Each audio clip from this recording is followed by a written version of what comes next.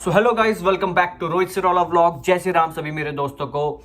तो happy new year सभी मेरे भाई और बहनों को। दोबारा ये साल आपका बहुत ही बढ़िया जाए और जो भी बच्चे अपना वीज़ा का तैयारी कर रहे हैं सबका वीज़ा आ जाए, ठीक है। मैं यही प्रे करूँगा भगवान जी से। और जो भी आपका क्वेश्चंस था आपने देख लिया होगा थंबनेल में, ये वीडियो उसी से रिलेटेड है। और मोस्ट ऑफ द स्टूडेंट्स से मेरे से यही पूछा था कि आपसे भाई कौन सी यूनिवर्सिटी में और कौन सा कोर्स कर रहे हो और कहाँ रहते हो, ठीक है। तो मेरी यूनिवर्सिटी का नेम है BSBI यूनिवर्सिटी। कोर्स है मेरा international business and management with international foundation and मैं रहता हूँ बर्लिन में, ठीक है, जर्मनी बर्लिन में। तो ये तो क्वेश्चंस हो गए जो आपने मेरे से सब सिमिलर पूछे थे। थोड़े क्वेश्चंस जो आपको पर्सनल में मैंने बताए थे वो उसमें बता दीजिए, और क्वेश्चंस जो मेरे को वीडियो में बताने चाहिए, जो मेरे को ऐसा लगता है कि हाँ वीडियो में बताने चाहिए, ये वाले क्वेश्चंस थोड़े सही हैं और लोग भी इससे रिलेट करेंगे, तो वो क्वेश्चंस साथ में नकुल भाई और मैं बताएंगे, दोनों साथ में जोड़ेंगे अभी। तो वीडियो को स्टार्ट करने से पहले जो भी भाई हमारा इस वीडियो में नया है तो please subscribe and like this channel. तो चलो आगे बढ़ते हैं नई वीडियो की तरफ को। तो हाँ भाई लोगों, जैसा मैंने कहा था नकुल भाई हमारे साथ जुड़ेंगे, तो ये है नकुल भाई। ये भी सेम मेरी यूनिवर्सिटी से है और सेम कोर्स है, ठीक है। हमारा दोनों बैचलर्स कर रहे हैं हम। तो हमारा पहला क्वेश्चन ये रहेगा जो आपने सबने ज़्यादातर पूछा था कि जॉब मार्केट्स कैसी हैं बर्लिन में, ठीक है। तो ये हमारे नकुल भाई बताएंगे कि जॉब मार्केट क्या हाल है मार्केट में। तो बताइए नकुल भाई। देखो, पहले तो अगर जॉब मार्केट आप देख रहे हो एज एन स्टूडेंट, तो part time English speaking jobs उतनी नहीं है इस समय बर्लिन के अंदर। बाकी और स्टेट्स में या सिटीज़ में हमें उतना नॉलेज नहीं है क्योंकि हम में से कोई एक्सप्लोर कर नहीं रहा है। लेकिन जो part time jobs English speaking के लिए हैं बर्लिन के अंदर, वो बहुत बहुत स्कैरसिटी में है इस समय, क्योंकि बहुत सारे स्टूडेंट्स हैं यहाँ पर जिन्होंने जो लास्ट ईयर आए थे, उन्होंने इंग्लिश नहीं सीखी, वो कंटिन्यू कर रहे हैं अपनी जॉब के साथ, तो नई स्पेसेस नहीं है। साथ में यूक्रेन से इमिग्रेंट्स भी हैं जिनको जर्मन नहीं आती, थोड़ी बहुत इंग्लिश आती है, तो और जॉब्स जो होती हैं, फनल जॉब्स जनरली इसे कहते हैं, लोकलाइज जॉब्स जो होती हैं वो लोग करते हैं, तो वो भी हमें नहीं मिल पाती। And secondly fast food chains वगैरह में इंडियन्स काफ़ी मिलेंगे आपको जिन्होंने अपनी जॉब होल्ड कर रखी है। हाँ, लेकिन ऑन कॉन्ट्रेक्टिव पार्ट अगर आपको जर्मन आती है तो कैशियर्स की जॉब, वेटर्स की जॉब और केटरिंग के वगैरह के लिए जॉब बहुत सारी, जर्मन स्पीकिंग के लिए बहुत सारी जॉब, सेल्स फोर्स की जॉब, सेल्स वुमेन की जॉब, सेल्समैन की जॉब इन मॉल्स वगैरह, तो इसकी अवेलेबिलिटी फिर भी बेटर है। सेकंड कैटेगरी आती है डिलीवरी जॉब्स की। जो लोग जनरली डिलीवरी जॉब्स के पीछे लगे रहते हैं कि डिलीवरी जॉब्स कर लेंगे, ये कर लेंगे। उस पे जितनी अगर वैकेंसी है तो 100 लोग हैं उसके पीछे। हाँ। और आपको डेली के डेली भी अगर आप फॉर्म भरे हो तो भी शायद आपको बाय लक ही मिलने वाला है। हाँ, ये साथ ही में उसमें इतने लोग उन्होंने हायर कर रखे हैं कंपेरेटिवली किसी ऑर्गेनाइजेशन ने, जैसे कि वोल्ट है, हमारा फ्लिंग है, उबर है, लिफ्रांडो है, इतने लोग हैं कि शिफ्टें भी तमीज से नहीं मिल पाती कई बार। हाँ, बंदे जुड़ गए हैं लेकिन शिफ्टें नहीं मिल रही है। और इसी कारण से क्या कहते हैं, बाद में जब ये चेक पूरा करा जाता है कि बोलते हैं आपने तो अपना काम ही नहीं कर रखा है, शिफ्ट अवेलेबल थी आपने काम नहीं करा, इस वजह से फायर भी कर देते हैं बाद में। बहुत सा मैंने ऐसे सुन रखा है बच्चों के मुंह से। तो ये है, लोगों का सबका अपना अपना एक्सपीरियंस है। बाकी अगर आप भी अभी केयर गिविंग की जॉब देखते हैं या जेन जॉब्स वगैरह को यूज़ करता है, किसी कंसल्टेंसी के थ्रू जाता है, वेयर हाउस की जॉब जैसे अब इस विंटर्स में आनी चाहिए थी, लेकिन लेटर हमारे रूम में 7-8 लोग रहते हैं पूरा, हम इस फ्लैट में अपार्टमेंट, तो सबके सब लगे हुए थे, किसी को भी वेयर हाउस की जॉब लैंड नहीं हुई। जबकि हम लोग शायद कोई सितंबर से लगाए, मैं अक्टूबर से लगाऊं, भाई नवंबर से लगाए, तो बहुत बुरा स्थिति है वेयर हाउस जॉब्स की। तो अगर आपको जर्मन आती है तो you can pass first filter, और उसके बाद अगर आपका स्किल सेट जनरली कुछ ना कुछ होता है, ऐसा कोई नहीं होता इसके पास कोई स्किल सेट ना हो। इवन आफ्टर 12th भी अगर आप आ रहे हो, जनरली बच्चे वही डरते हैं कि मैं 12th के बाद आ रहा हूँ, मैं कैसे करूंगा भाई। आपके पास एक गैप, अपने फाइलिंग आपकी हो रही है, जर्मन सीखो, जितनी भी आती है कुछ तो आती होगी better, A1 A2 something is better than nothing वाली सिचुएशन आ जाएगी यहाँ पर आपकी। और अगर आप B1 कर लो तो आपके लिए चीजें इजी होंगी। तो चलो ये वाला यहीं पे एंड करते हैं, अब दूसरे क्वेश्चन की तरफ बढ़ते हैं, ठीक है। तो दूसरा क्वेश्चन है अकोमोडेशन इन जर्मनी, ठीक है। जो भी भाई अभी हमारा वहाँ से आ रहा है, ठीक है, इंडिया में ही है अभी तक का, तो अभी से भाई सर्च करना शुरू कर दो, ठीक है। अभी फिलहाल ही के टाइम पे जो भी अभी देख रहे हैं हम बर्लिन में सिचुएशन जो भी चल रही है, तो अभी रेंट या तो बहुत हाई है या तो मिल ही नहीं रहा है, ठीक है, बच्चों को।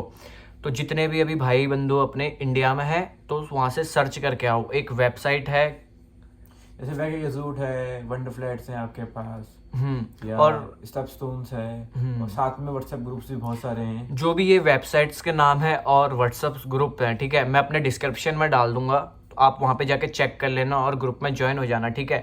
वहाँ पे बंदे जो भी होता है स्टूडेंट्स डालते रहते हैं कि यहाँ पे अवेलेबल है, इतना रेंट है, सब चीज़ A to Z पूरी इन्फॉर्मेशन के साथ पूरा डाल देते हैं, ठीक है, ग्रुप में।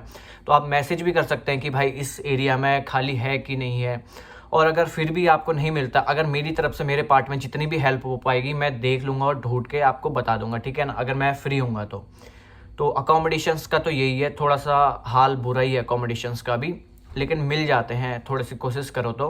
और जैसे पिछली वीडियो में मैंने बताया था कि आप अगर यूनिवर्सिटीज़ के टर्म में देख रहे हो तो भाई वो बहुत मुश्किल केस है, ठीक है ना, वैसे नहीं मिल पाएगा। आप प्राइवेट ही देख पाओगे अपार्टमेंट, वो ही मिल पाएगा, यूनिवर्सिटीज़ के टर्म में नहीं मिल पाएगा।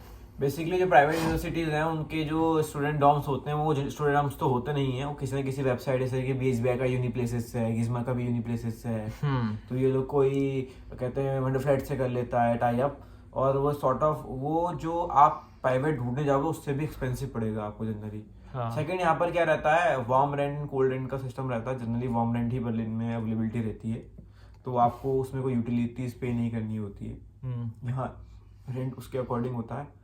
साथ ही साथ में आपको लोकेशन से बहुत ज़्यादा मैटर करेगा। और कोई भी यहाँ पर आ रहा हो कि मैं 500 यूरो तक अपना अपार्टमेंट लूँगा, तो भाई स्टूडियो या फिर सिंगल फ्लैट तो एक्सपेक्ट मत ही करो। सिंगल प्राइवेट रूम मिल जाए आपको, वो भी वेल एंड गुड है इस प्राइस रेंज में। शेड ही अपार्टमेंट्स मिलते हैं, जैसे हमारे रूम में 3 लोग रहते हैं, जिसमें रूम में रोहित रहता है उसमें 2 लोग रहते हैं। तो ऐसे ही अपार्टमेंट के अंदर रूम्स होते हैं और बाकी washrooms and kitchen sharing area में रहता है। तो लोगों को ये भी नहीं पता होगा, तो इसको माइंड में रख के आइए। आपको शेयरिंग करनी पड़ेगी, शेयरिंग में होता है पूरा। और कहीं पे वॉशरूम्स 2 होते हैं, कहीं पे 1 होता है, ठीक है। जैसे हमारा 1 है, उसमें काफ़ी दिक्कत आती है हमें, तो यही दिक्कत है। एक अकोमोडेशंस का इतना ही था। बढ़ते हैं तीसरे क्वेश्चन के ऊपर। तो तीसरा क्वेश्चन ये है कि मंथली एक्सपेंस कितना आता है एज अ इंटरनेशनल स्टूडेंट्स, ठीक है। तो सबसे पहले तो हमारा रेंट आ जाता है, ठीक है ना, जो भी हमारा रेंट होता है, रेंट भाई बताएंगे हमारे कितना क्या है। रेंट अगर आप शेयर अपार्टमेंट रह रहे हैं तो आपका 400 to 500 आएगा। और अगर आपको स्टूडियो की तरफ जाना है तो आपको स्टूडियो मिलेगा 600-700। और अगर आपको प्राइवेट रूम चाहिए सिर्फ, तो 550 से 650 के बीच में मिल जाता है, depending on the location and area you choose and amenities you choose generally. हाँ, और जो दूसरा होता है वो आपका डॉइचलैंड टिकट होता है, जो मैंने आपको पिछला बताया था पिछली वीडियो में, वो अब रेट बढ़ के 58 हो गया, ठीक है। पिछले में 49 था, अब हो गया 58। और कुछ बच्चे जो जैसे जर्मन यूनिवर्सिटीज IU गिज़मा में आते हैं या UE में आते हैं, तो उनको सेमेस्टर टिकट मिल जाता है। हाँ। तो उनके लिए ये प्राइस 10 यूरोस कम हो सकता है, क्योंकि वो 6 महीने का बल्क में खरीदते हैं, उन्हें सस्ता मिल जाता है। सेमेस्टर टिकट मैंने देखा कि 15 यूरोस का 20 यूरोस का पर मंथ डिस्काउंट मिलता है उन्हें। तो जैसे BSBI में और आर्डन में जहाँ तक मेरी नॉलेज में है, तो हमें डॉइचलैंड टिकट और सेमेस्टर टिकट नहीं मिलता, तो हमें एक प्राइवेट डॉइचलैंड टिकट कराना पड़ता है, जो हर बर्लिन वाला नॉर्मल इंसान भी करवा सकता है। हाँ, और फिर आता है हमारा ग्रोसरीज, ठीक है। ग्रोसरीज आपकी आ जाती हैं 100 यूरो to 150 यूरो, डिपेंड आपके ऊपर करता है आप कैसे क्या लेते हैं। और आपका एक हेल्थ इंश्योरेंस होता है यहाँ पे, जो जर्मनी वाले चार्ज करते हैं, वो होता है आपका 130 to 150 के बीच में अराउंड, ऐसे ही कुछ होता है, ठीक है। जो हमारा है वो तो आई थिंक 130 है और मेरा 150 है, इसका 150 है। तो इसका इतना ही। और जो फीस इसका डिपेंड करता है वो आपकी स्कॉलरशिप में डिपेंड करता है और आपकी यूनिवर्सिटी में डिपेंड करता है, ठीक है। उस पर भी डिपेंड करता है कि आपको इंस्टॉलमेंट्स क्या मिली हैं। जैसे किसी को 10 मंथ का प्लान मिल जाता है, कोई किसी की यूनिवर्सिटी में ये सिस्टम हो जाता है कि पहले साल की फीस पे करके आता है बच्चा। हाँ, कोई पे करके आता है, कोई जैसे इंस्टॉलमेंट बना के आता है।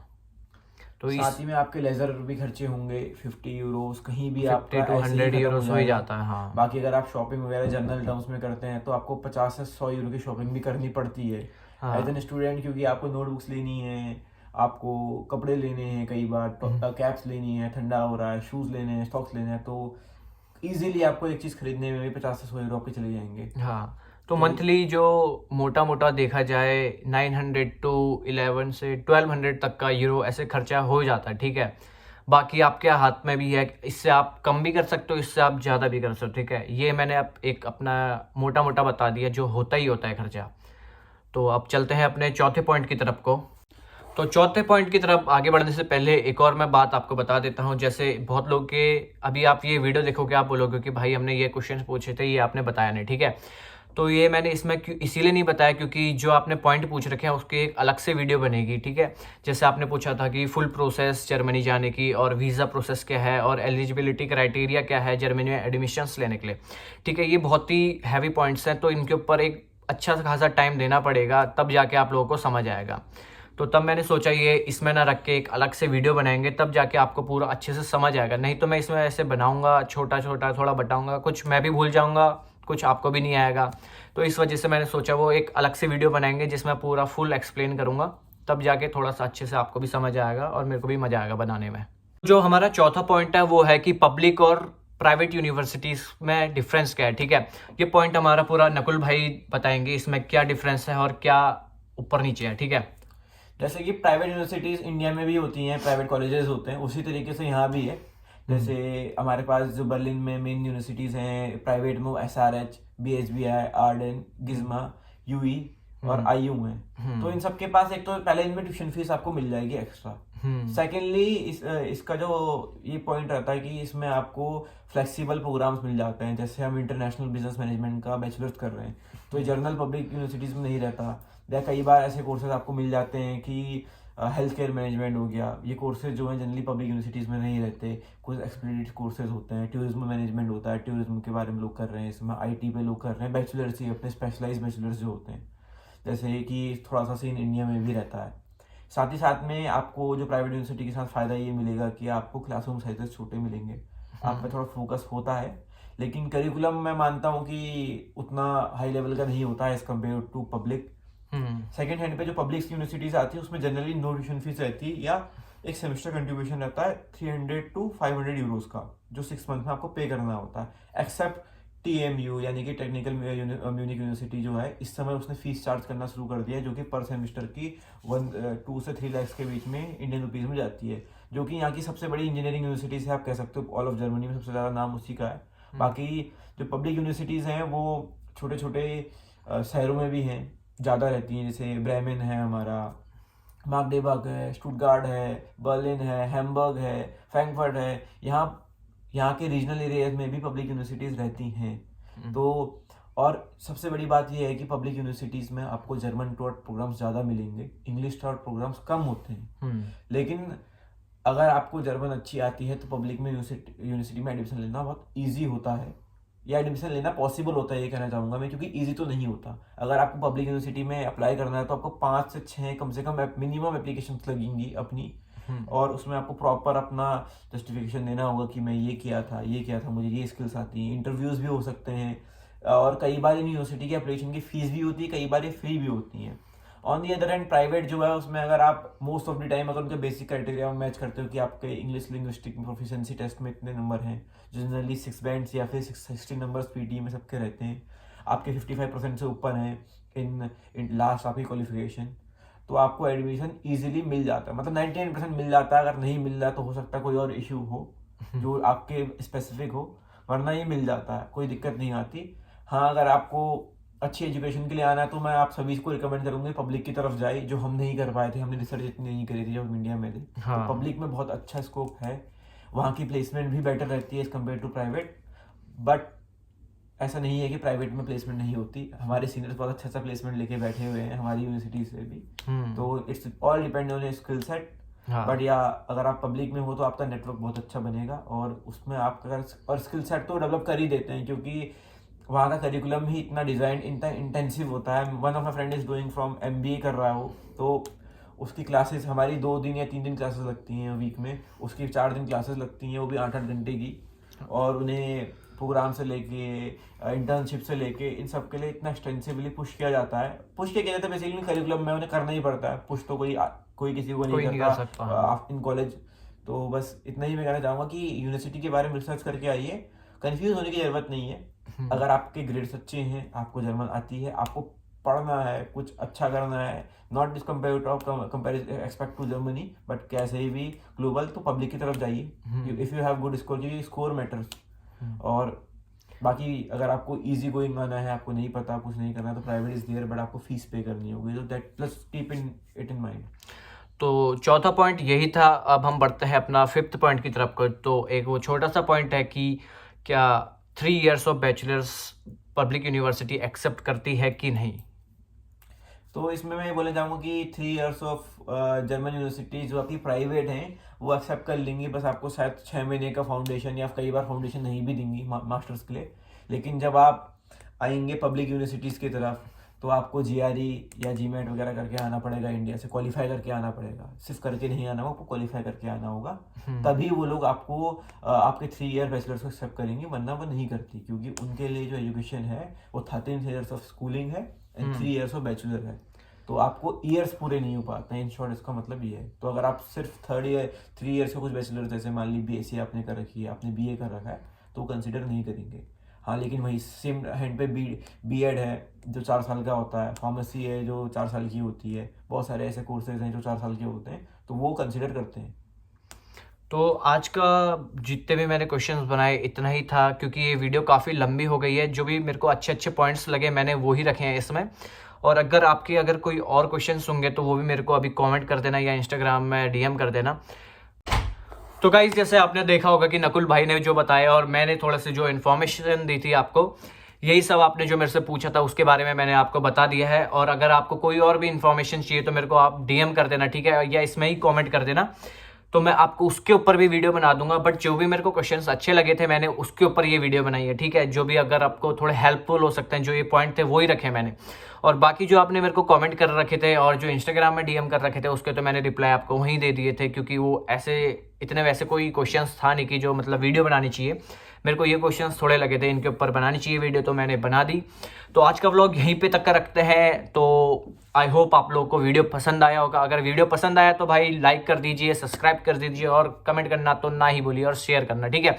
तो जय श्री राम सभी मेरे दोस्तों को। आज का व्लॉग यहीं तक का था। Bye bye.